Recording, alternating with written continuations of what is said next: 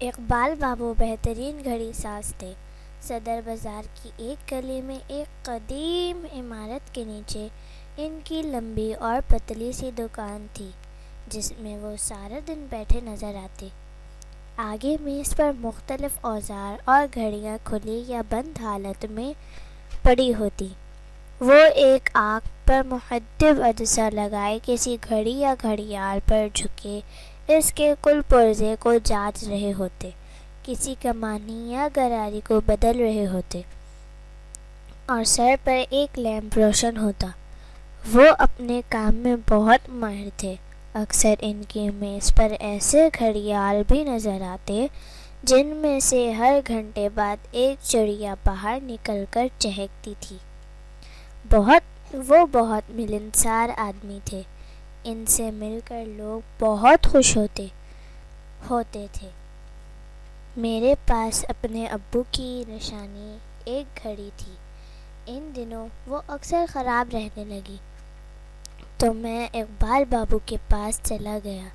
انہوں نے بتایا کہ اس کا فلاں پرزہ خراب ہے اور وہ ابھی دستیاب نہیں۔ میں نے گھڑی ان کے پاس ہی چھوڑ دی کہ جب مل جائے تو لگا دیں۔ میں تھوڑے دن بعد ان کے پاس چکر لگا لیتا تھا اور کچھ دیر باتیں کرتا رہتا۔ اس طرح ہم دونوں بے تکلف ہو گئے تھے۔ اقبال بابو کی دکان سے کچھ دور ایک گھنٹہ گھر تھا جو دکان میں سے نظر آتا تھا۔ ایک دفعہ اس میں ایسی خرابی پیدا ہو گئی جو کسی سے ٹھیک نہیں ہو رہی تھی۔ میونسپل کمیٹی کے ملازم اقبال بابو کو بلا کر لے گئے۔ وہ 2 گھنٹے تک اس دیو ہیکل گھڑیال کو ٹھیک کرتے رہے جو بہت اونچائی پر نصب تھا۔ جب وہ باہر آئے تو ان کے ہاتھ پیر تیل اور گریس میں لتھڑے ہوئے تھے۔ گھڑیال جوں کا توں تھا۔ انہوں نے ملازموں کو بتایا کہ ٹھیک 10 منٹ بعد یہ چلنا شروع ہو جائے گا۔ ملازموں نے ان کی بات کو ہنسی میں اڑا دیا۔ ان کا خیال تھا دوسرے کاریگروں کی طرح وہ بھی ناکام ہو گئے ہیں۔ وہ اپنے اور کاموں میں لگ گئے۔ 10 منٹ بعد گھنٹہ بجا اور گھڑیال چلنا شروع ہو گیا۔ ملازم بھاگے بھاگے اقبال بابو کے پاس آئے۔ اقبال بابو مسکرا رہے تھے۔ ملازموں نے کہا کہ انہیں جلد اجرت مل جائے گی، لیکن ایسا نہیں ہوا۔ وہ ایک بار سپروائزر کے پاس بھی گئے لیکن اجرت نہیں ملی۔ کئی سال گزر گئے، گھڑیال بالکل ٹھیک چل رہا تھا۔ اب وہ اس بات کا ذکر کرنا پسند نہیں کرتے تھے، لیکن پڑوسی دکاندار لوگوں کو فخر سے اقبال بابو کا کارنامہ بتایا کرتے تھے۔ ان کی دکان کی دیواروں پر جہاں کئی گھڑیال لٹکے تھے، ان کے درمیان ایک قدیم زمانے کی بہت خوبصورت اور نفیس گھڑیال بھی نظر آتا تھا۔ وہ بہت پرانی اور مشہور کمپنی کا گھڑیال تھا۔ اب ویسے گھڑیال آنے بند ہو گئے تھے۔ اس کے رومن ہندسے ہر وقت چمکتے رہتے اور گھڑیال ہمیشہ درست وقت دیتا تھا۔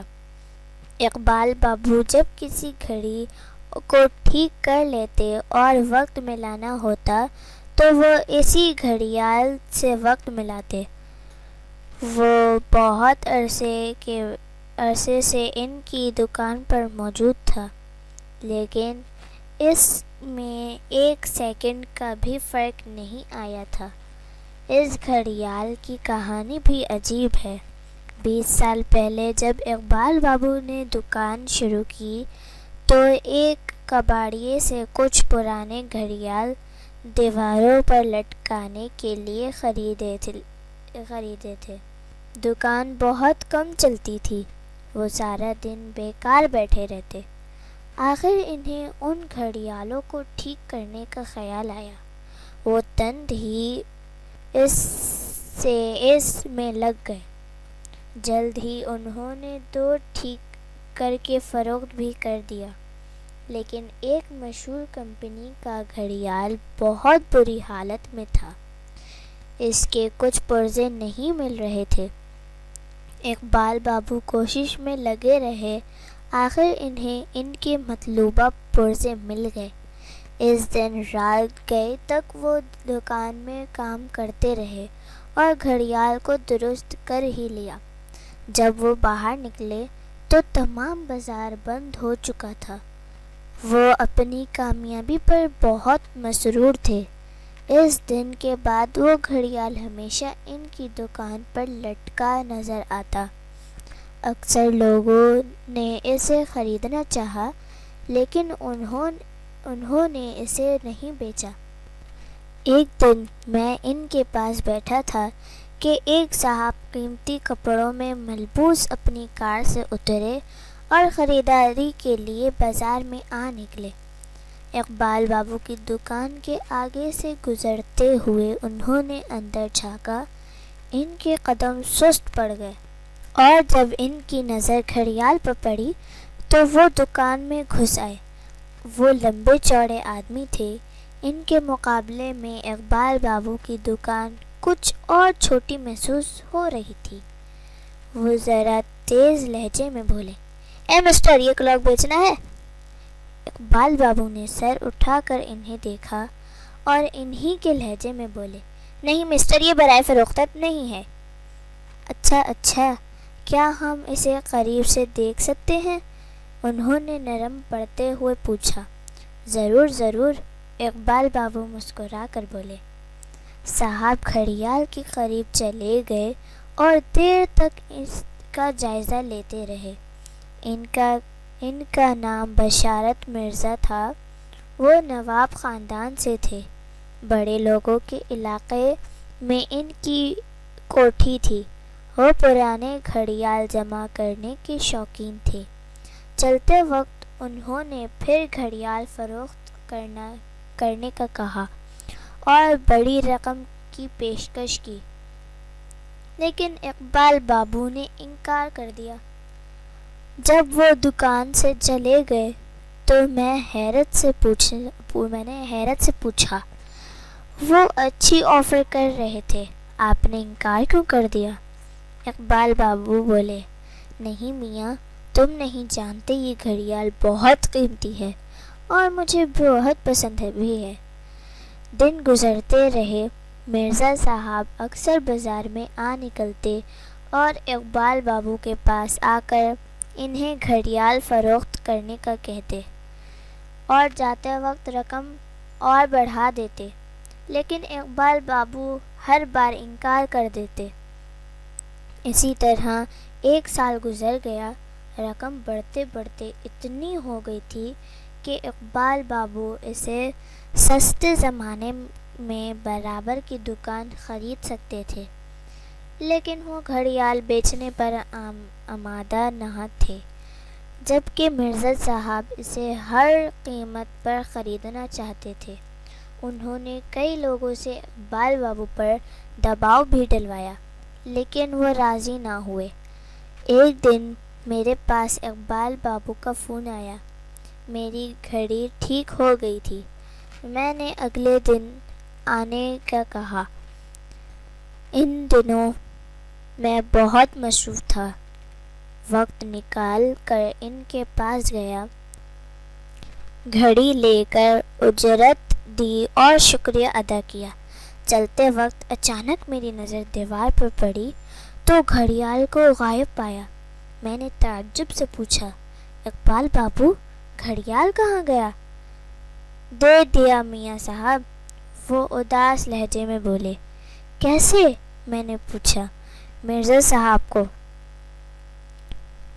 انہوں نے مختصر جواب دیا اور ایک گھڑی پر جھک گئے۔ وہ اس وقت باتیں کرنا نہیں چاہتے تھے۔ میرے پاس بھی وقت نہیں تھا اور میں خاموشی سے باہر نکل گیا۔ بعد میں مجھے ان کے ایک پڑوسی سے تمام کہانی پتہ چل گئی۔ ہوا یوں کہ ایک دن ان کی بیوہ بہن چھڑی ٹیکتی خرما خرما دکان پر چلی آئی۔ اقبال بابو انہیں دیکھ کر حیران رہ گئے، فوراً کھڑے ہوئے اور کرسی پیش کی۔ وہ دکان میں کبھی نہیں آئی تھیں۔ اقبال بابو خود ان کے پاس چکر لگاتے رہتے تھے اور جہاں تک ہو سکتا تھا ان کی مدد بھی کرتے تھے۔ وہ بولے، آپا آپ کیوں آ گئی؟ مجھے کہلا بھیجنا تھا، میں آ جاتا، ایسا کیا کام پڑ گیا؟ آپا نے افسردگی کے ساتھ بتایا کہ اپنی لڑکی کی شادی طے کر دی ہے، پیسوں کی ضرورت ہے۔ اقبال بابو سر جھکائے ان کی باتیں سنتے رہے۔ جب تک بہن دکان میں رہیں وہ کھڑے رہے۔ انہوں نے بہن کو یقین دلایا کہ وہ ضرور کچھ نہ کچھ بندوبست کر دیں گے۔ پھر وہ گلی کے نکڑ تک انہیں چھوڑنے گئے۔ واپس آ کر وہ اپنی کرسی پر بیٹھے اور آدھے گھنٹے تک بے حس و حرکت بیٹھے رہے۔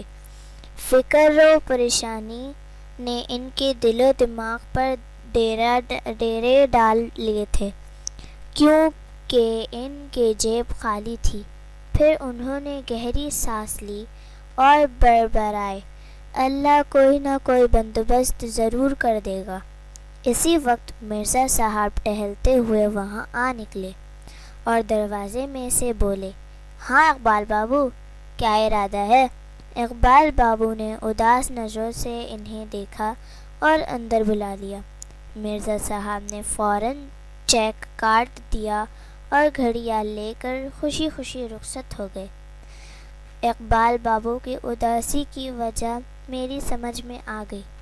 کچھ دنوں بعد میں ان سے ملنے گیا تو انہیں حشاش بشاش پایا۔ وہ پہلے کی طرح ہنس بول رہے تھے۔